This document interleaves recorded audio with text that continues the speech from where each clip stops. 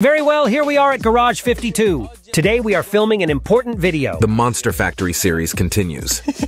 Today we'll do a monster startup, a Skyline with an 800 horsepower engine. So let's go inside, make the final arrangements, and see the first startup of a nice 800 horsepower RB. Let's go! So Mirko, this is Andrea's car. Tell us a little bit about what happened. Andrea came here to get the map fixed, saying this car was sold to him for 900 horsepower. However, put on the dyno, it wasn't making more than 550.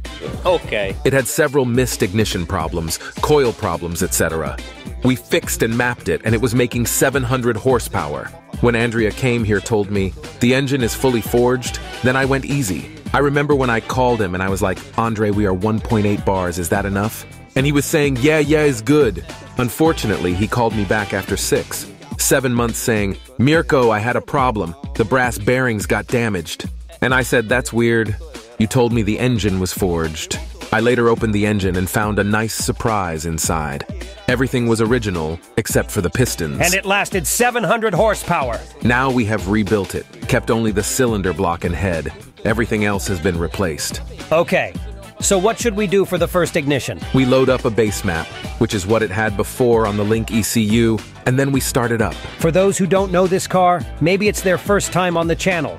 They see it like this, however, it's almost a race car. The Japanese automakers in the late 80s and early 90s decided to fight it out because everyone was making their own race car. There was Toyota with the Supra, there was Nissan with the Skyline, Honda with the NSX, and many more. This because there was a Japanese championship in which they were beating each other up. And not her, but the R33 was the one that had eventually ticked them all off. The Calsonic, the blue one, which you now see in the overlay, beautiful. And count that they were also half prototypes, completely revised. The Supra didn't have its own engine, right? Yeah, it had the Celica 2 liters 1. Really? But it was so fast! For weight reasons, because they realized it made 500 horsepower with quite a bit less weight, and they took out one and put in another. They had a lot of them in stock, of course. They could do what they wanted. The championship was very important to them. They brought out a beautiful coupe, 4-wheel drive and 4-wheel steering, a 2600 bi-turbo engine with 6 throttle valves and not one, like the aspirated. Wow! Looking at it, it looks the same, but it is not normal, because it is aluminum, and it is much lighter than the regular ones. Then there is also to say that, unlike the Supra that only had the Sport model, the Skylines also had the 4-door ones. Then there was the GTR. Then there was the GTS, which was the one with the 2500 always RB but rear drive. The sound of the RB26 is so nice. Nicer than the JZ.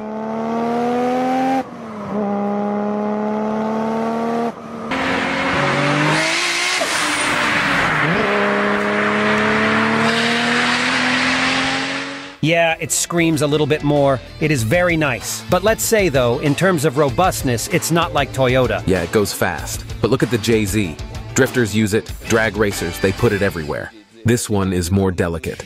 That's why we made so many technical improvements, even handcrafted ones, especially for the lubrication circuit, which is the main problem of this engine. The oil delivery has been tightened a bit to pressurize the block more. In this one in particular, everything has been changed. Pistons, connecting rods, cams, coils, and all handcrafted intake has been made.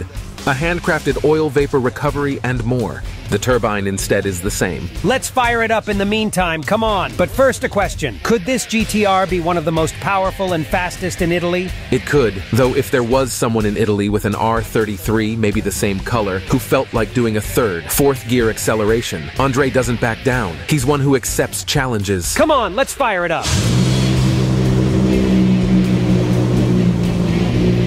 The car is already purged and ready, and the electronic is the same as before, so it's simpler. The idle is very angry. Obviously, we're running in. With limited revs and 100 octane map. Yeah, 100 octane map. Always 100 octane gas. Thanks, Andrea, for the ride on this car.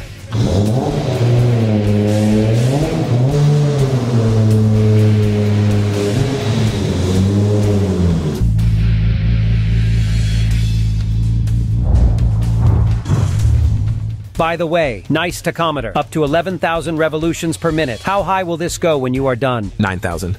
Wow. The clutch is pretty important here, you train your calves.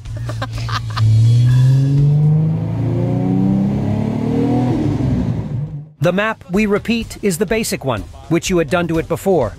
Oh, I heard this thing you put on it, that it revs up until you stop. Can you explain a little why? Because it has a very angry idle. I mean, until you stop has one idle, then when you fully stop has another idle.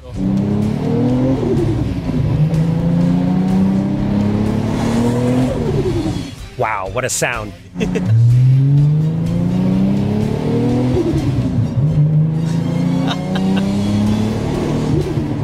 Check out our friends.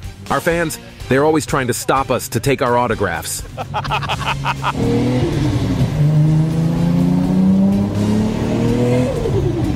It's very responsive. It really entices you. Today you're trying it like this. Once it's mapped, we're trying it again together. Feel how it stays up until you stop.